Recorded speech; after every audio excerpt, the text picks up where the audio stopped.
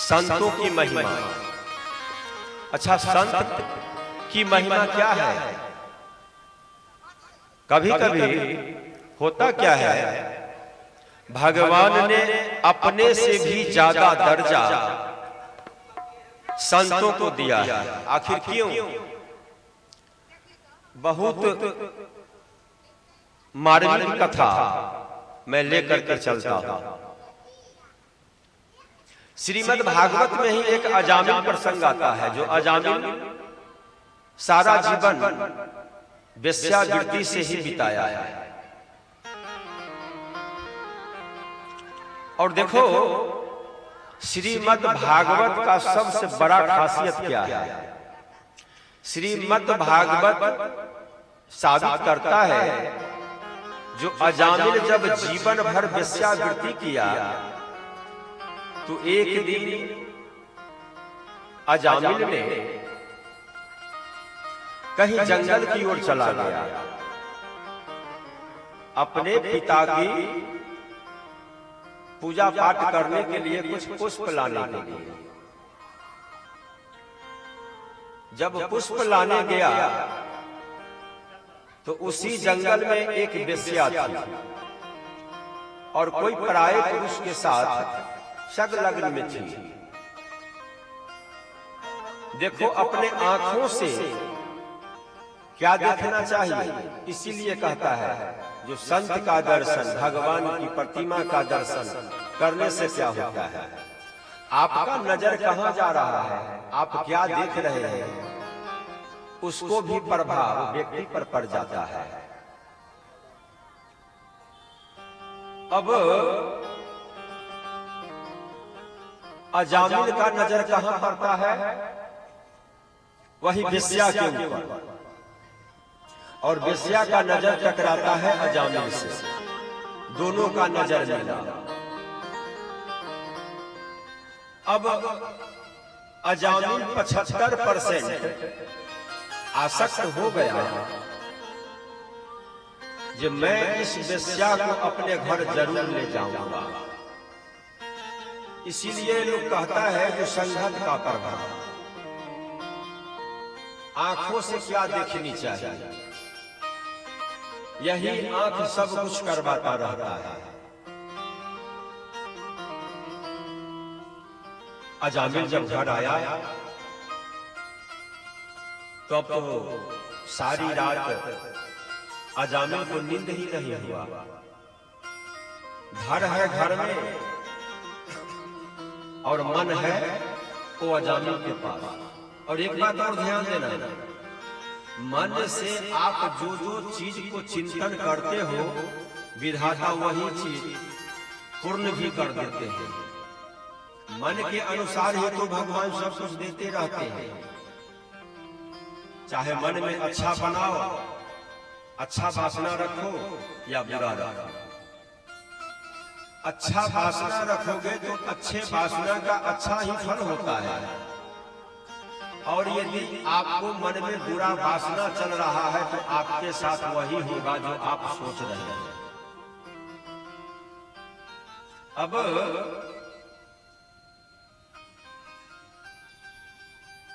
अजामिल कल फिर गया। अजामिल कहां गया? फिर जंगल की ओर।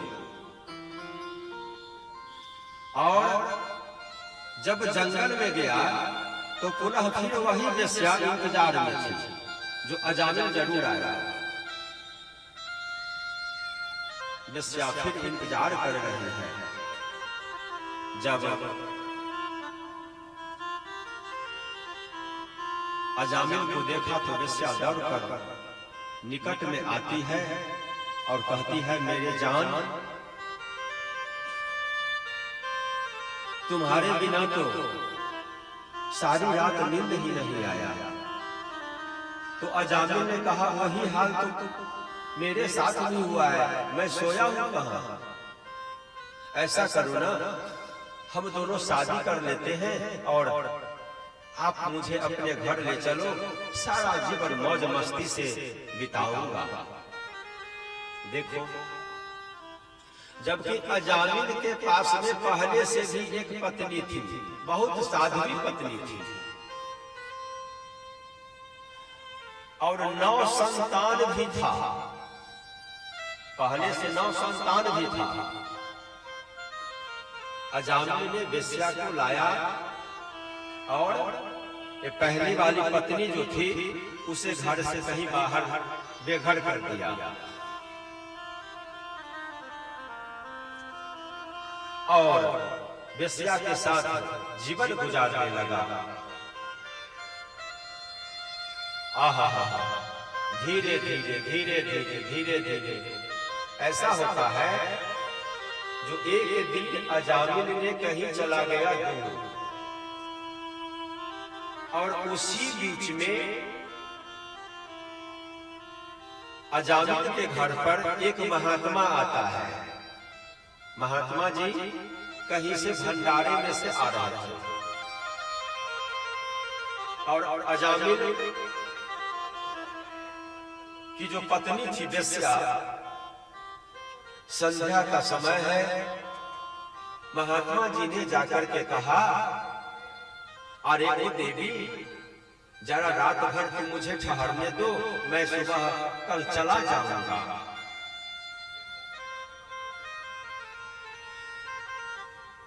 बाबा को तो ठहरा लिया वेश्या। रात्रि के समय में वेश्या ने भोजन बनाया और कहा, बाबा अतिथि देवो भव, आप हमारे दरवाजे पर आए हैं, आप भोजन कर लीजिए ना। बाबा ने कहा, बेटे हम तो भोजन करके आए हैं, पर वेश्या मानी नहीं, बाबा को भोजन कराया। और जब सोने का समय आया, बाबा जब सोने जाते हैं तो वेश्या ने बाबा को चरण पकड़कर बैठ जाती है और बाबा को चरण दबाती है, पांव दबा रही है।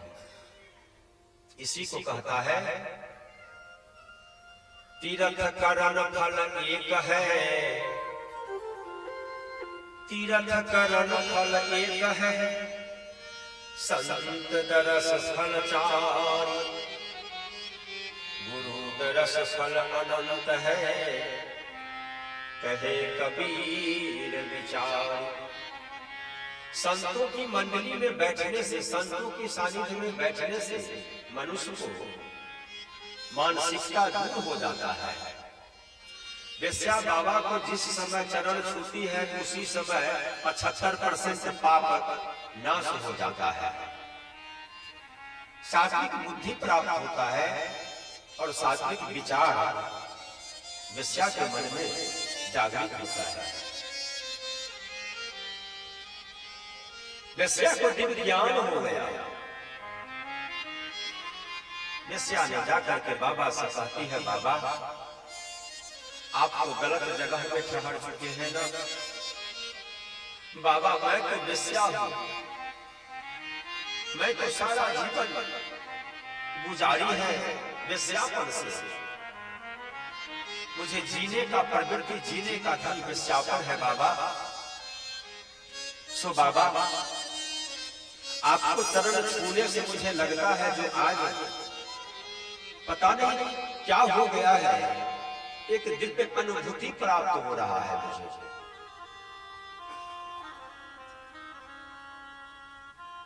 देखो ये संत की महिमा है, संत को सानिध्य में बैठने से यही होता है। वेश्या बार बार बाबा से उपाय पूछती है, बाबा अब मैंने जो पाप की है ये पाप कटेगा कैसे? बाबा ने कहा, बेटी अब ज्यादा समय नहीं है, अब तो तुम्हारी उम्र जो है ढल रही है, तो क्या करोगी? मैं एक उपाय बतलाता हूं। शास्त्र में ऐसा प्रमाण है जो भगवान को नाम लेने से पाप कट जाता है। संसार में पापी से पापी भगवान को नाम लेने से पाप कट जाता है। ऐसा करो, तुम गर्भवती हो ना? हाँ बाबा।